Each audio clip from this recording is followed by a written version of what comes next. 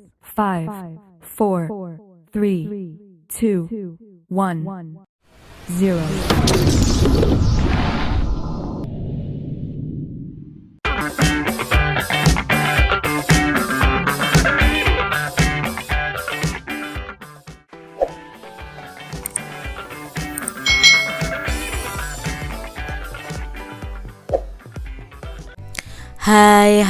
Hai, selamat datang di channel YouTube Kak Citra. Apa kabar adik-adik semuanya? Kak Citra berharap kalian dalam keadaan yang baik, sehat, dan siap untuk belajar ya. Hari ini kita akan belajar bersama-sama untuk mata pelajaran tematik kelas 2. Kita belajar di tema 7, kebersamaan, subtema 3, kebersamaan di tempat bermain, pembelajaran yang keempat. Mari adik-adik kita belajar dengan penuh semangat ya. Adik-adik, di sini ada bacaan yang berjudul Bermain di Halaman Sekolah. Di dalam SD Nusantara 01 terdapat halaman. Banyak siswa bermain di halaman ketika jam istirahat. Berbagai permainan dilakukan oleh para siswa adik-adik. Siti dan teman-temannya sedang bermain ular naga. Bagaimana ya cara memainkan ular naga itu? Yuk kita cari tahu bersama-sama.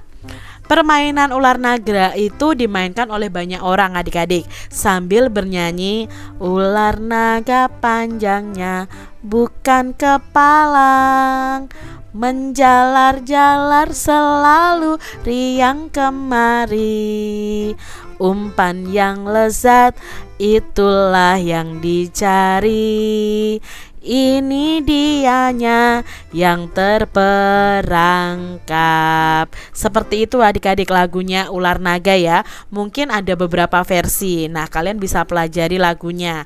Nah cara bermainnya adalah seperti ini. Peserta harus membagi tugas nih adik-adik.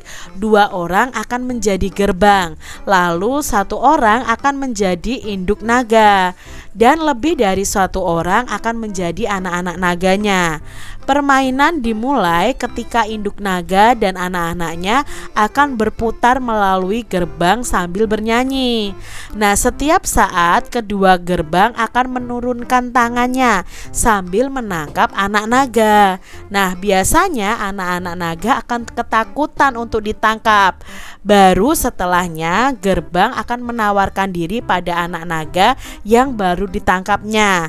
Bila sudah menjadi anak gerbang, anak itu akan berpegangan pada induknya. Begitu terus hingga induk naganya tertangkap dan permainan dilanjutkan dengan induk naga yang baru. Nah, induk naga yang baru itu dipilih dari gerbang yang anaknya paling banyak.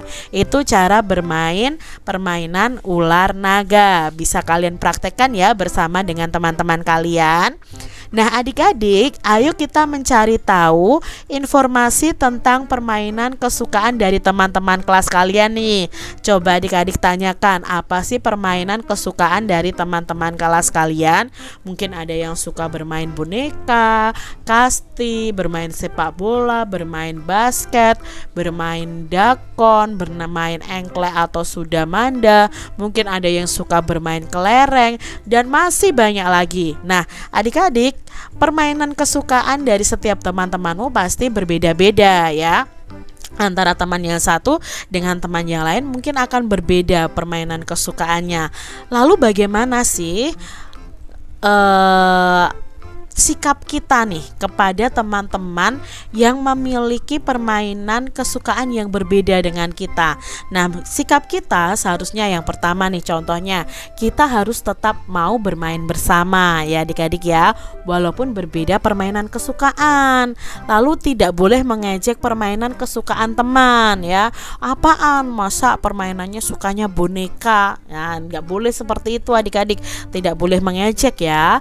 Lalu kita harus saling menghormati, dan di sini bisa saling membantu, bisa saling bergantian ketika bermain. Misalnya kita bermain mobil-mobilan dulu, setelah itu bermain sepak bola ya, misalnya seperti itu juga bisa adik-adik. Jadi walaupun kalian berbeda permainan kesukaan, tetapi kalian harus tetap hidup rukun.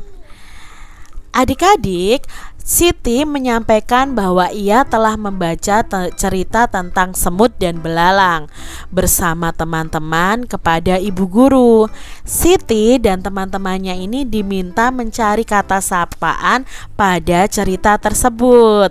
Nah, ini ada cerita semut dan belalang. Yuk kita baca bersama-sama. "Kamu mau kemana, Mumut?"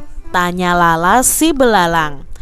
"Aku sedang jalan-jalan sambil mencari makanan, Lala," jawab Mumut. Ini si semut adik-adik. "Hati-hati di jalan, Mut. Semoga kamu mendapat makanan yang banyak. Aku pergi dulu ya," kata Lala. "Iya Lala, kamu juga hati-hati di jalan," pesan Mumut. Nah, lalu Mumut pergi adik-adik. Mumut bertemu dengan Kribo. "Ada yang bisa saya bantu, teman?" tanya Mumut. "Emang kami teman kamu? Jangan sok jadi teman lah. Sekarang cepat serahkan makanan itu," kata Kribo mengancam Mumut. Lalu Mumut berkata, "Aku tidak akan menyerahkan makanan ini. Aku mencarinya dengan susah payah."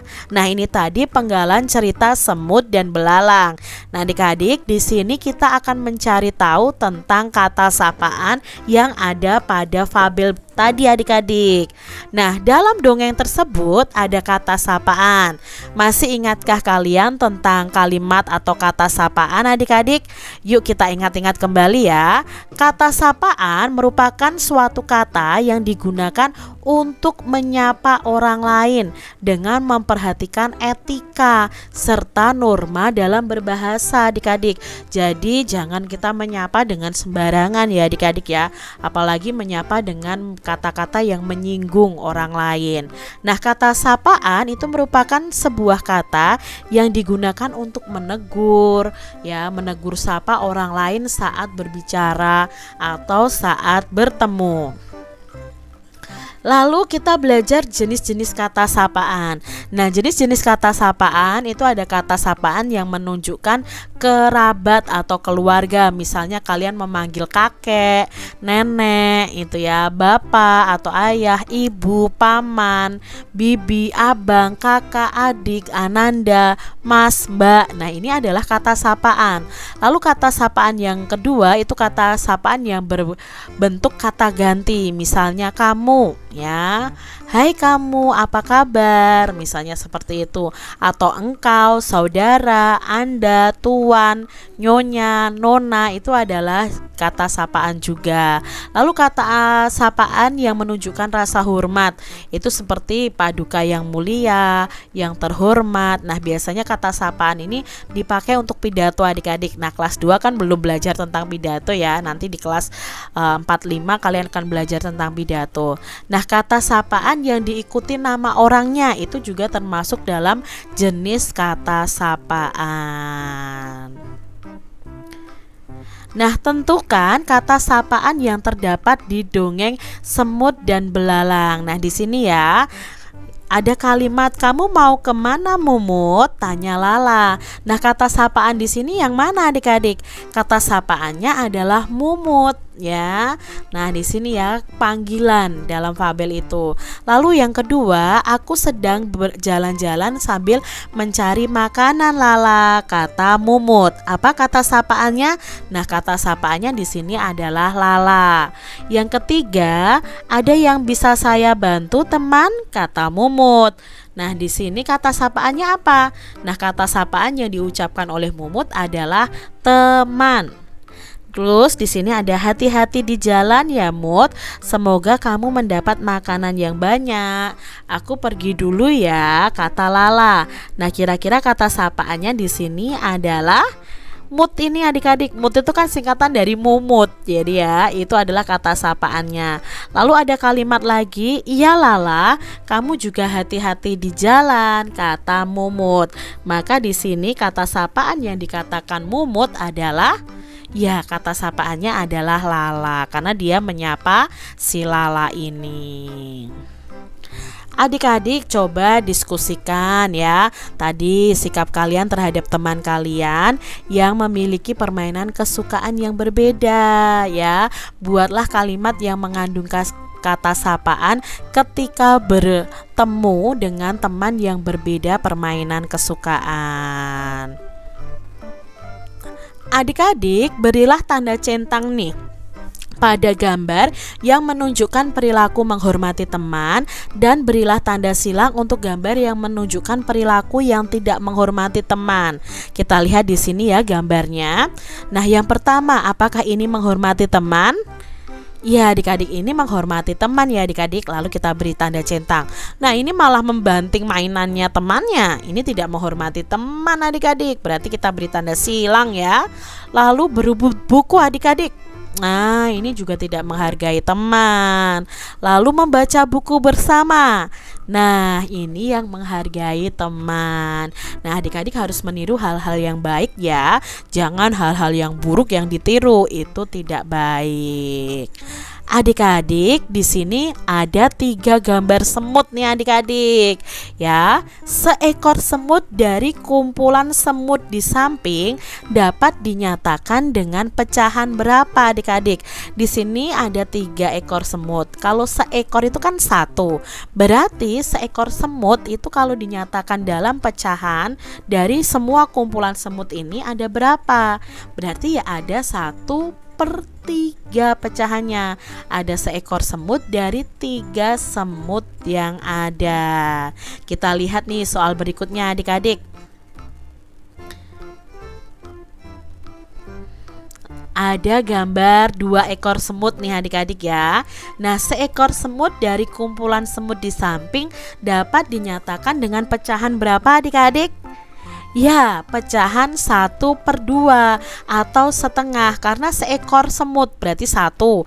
Dari kumpulan semut berarti kumpulan semutnya ada 2, berarti dapat dinyatakan dengan pecahan 1/2 atau setengah. Kita lihat nih gambar berikutnya adik-adik. Ada 4 semut ya. Seekor semut dari kumpulan semut di samping dapat dinyatakan dengan pecahan. Ya, pecahannya adalah 1/4 karena seekor semut berarti 1. Dari kumpulan semutnya ada 4. Berarti 1 semut ini dinyatakan dengan pecahan 1/4. Kita lihat soal berikutnya, ada belalang nih. Seekor belalang dari kumpulan belalang di samping dapat dinyatakan dengan pecahan. Kalau seekor belalangnya berarti 1. Dari kumpulan belalang yang ada, belalang yang ada 2, berarti 1 belalang ini bisa dinyatakan dengan pecahan setengah atau 1/2. Lalu berikutnya adik-adik ada 3 belalang. Nah, seekor belalang dari kumpulan belalang di samping dapat dinyatakan dengan pecahan. Seekornya 1, dari kumpulannya ada 3, berarti 1 ekor ini bisa dinyatakan dalam pecahan 1/3. Nah adik-adik, mari kita warnai gambar di bawah ini sehingga menunjukkan pecahan. Warnai bangun yang menunjukkan satu bagian utuh dengan warna biru. Lalu beri warna merah untuk pecahan setengah, dan beri warna hijau untuk pecahan 1/3, dan warna kuning untuk pecahan 1/4. Ini gambarnya adik-adik. Kalau Kak Citra warnai, mana sih yang setengah, mana yang 1/3, mana yang 1/4, dan mana yang utuh? Nah, ini jawabannya. Yang merah ini menunjukkan pecahan setengah karena benda itu dibagi menjadi 2 sama besar. Ya, ini dibagi menjadi 2 sama besar. Ini juga adik-adik, ini juga sama besar. Ya, ini juga sama besar kalau dibagi menjadi 2. Nah, yang utuh itu yang berwarna biru, berarti tidak dibagi. Lalu yang 1/3 itu berarti dibagi 3 menjadi sama besar. Nah, ini dan ini adik-adik. Ya, yang hijau ini pecahan 1/3. Lalu yang warna kuning ini adalah pecahan yang menunjukkan 1/4 karena dibagi menjadi 4 bagian yang sama besar. Nah, ini Kak Citra, kenapa ini tidak diwarnai kuning? Ini kan bisa 1/4. Jangan lupa adik-adik, suatu benda dikatakan pecahan 1/4 itu jika dibagi menjadi 4 bagian sama besar.